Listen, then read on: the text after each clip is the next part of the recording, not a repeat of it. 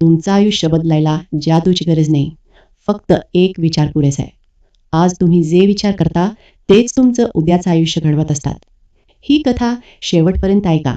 कदाचित तुमचं आयुष्यही बदलू शकतं. एका छोट्या शांत गावात एक वृद्ध आजी राहत होती. तिचे केस पूर्ण पांढरे झाले होते. चेहऱ्यावर वेळेच्या सुरकुते होत्या, पण तिच्या डोळ्यांत आशेचा प्रकाश होता. ती एकटी राहत होती. पती अनेक वर्षांपूर्वी गेले होते. मुलं नव्हती. तरीही तिच्या चेहऱ्यावर कधी दुःख दिसत नव्हतं. ती रोज मोठ्या वडाच्या झाडाखाली बसायची, लोकांशी बोलायची आणि प्रत्येकाला एकच गोष्ट सांगायची, मन जपलं तर जीवन जुळतं. त्या गावात जीवन सोपं नव्हतं. कधी पाऊस पडत नसे, कधी पिकं वाळून जात, कधी आजार पसरत. लोक मेहनत करत पण चिंता सोबतच जगत होते. एके दिवशी राधा नावाची तरुण स्त्री रडत रडत आजीकडे आली. तिचे डोळे लाल झाले होते, हात थरथरत होते. ती म्हणाली, माझा नवरा शहरात कामासाठी गेलाय, अजून पैसे पाठवले नाहीत, मुलं उपाशी आहेत, मला भीती वाटते. आजीने शांतपणे तिच्याकडे पाहिलं. राधा, तुला काय वाटतं पुढे काय होईल? राधा म्हणाली, मला वाटतं सगळं वाईटच होईल. कदाचित त्याला काम मिळालं नसेल, कदाचित तो परत येणारच नाही. आजी हलकसं हसली. राधा, आपण जसं विचार करतो तसा आपण जगू लागतो. वाईट विचार मनाला कमकुवत करतात, चांगले विचार मनाला शक्ती देतात. राधा म्हणाली, पण जेव्हा परिस्थितीच वाईट असते तेव्हा चांगला विचार कसा करायचा? आजी म्हणाली, मी तुला एक छोटी गोष्ट सांगते. एक गरीब माणूस नदीकिनारी बसून रडत होता. त्याच्याकडे काहीच नव्हतं. एक वृद्ध स्त्री त्याच्याकडे आली. ती म्हणाली, तुझ्याकडे काय नाही हे सांगण्याआधी तुझ्याकडे काय आहे ते पाहिलंस का? नदी आहे, सूर्य आहे, श्वास आहे. जोपर्यंत श्वास आहे तोपर्यंत आशा आहे. त्या माणसाने विचार बदलायला सुरुवात केली.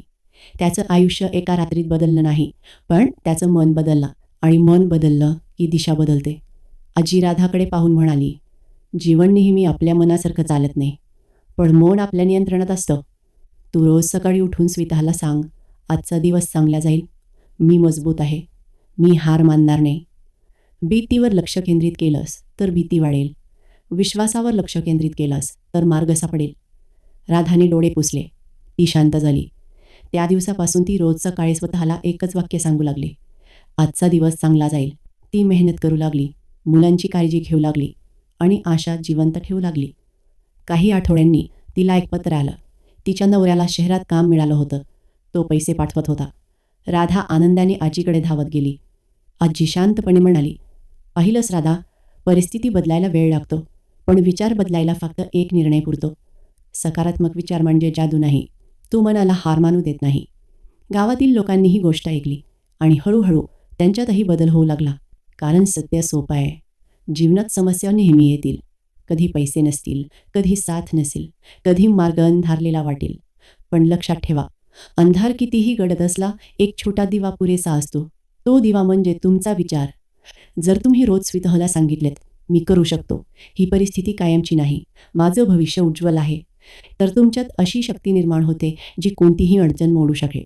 कारण शेवटी नशीब आधी बदलत नाही, विचार आधी बदलतात आणि विचार बदलले की नशीब बदलायला वेळ लागत नाही. आजपासून एक निर्णय घ्या. परिस्थिती तुमचं आयुष्य ठरवणार नाही, तुमचे विचार तुमचं आयुष्य ठरवतील. आणि लक्षात ठेवा, मन जिंकलेत तर जग जिंकलेत.